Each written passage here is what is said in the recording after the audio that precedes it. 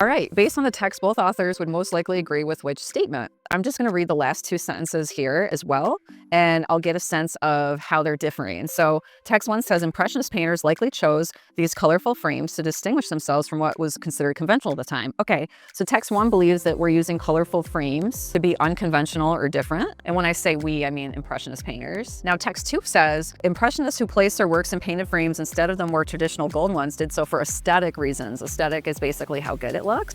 So frame's color was likely chosen because it would harmonize with the colors or subjects in a painting.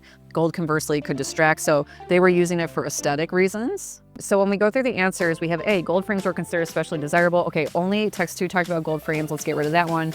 B, the colors in Impressionist painting were often chosen to complement the colors of the frame.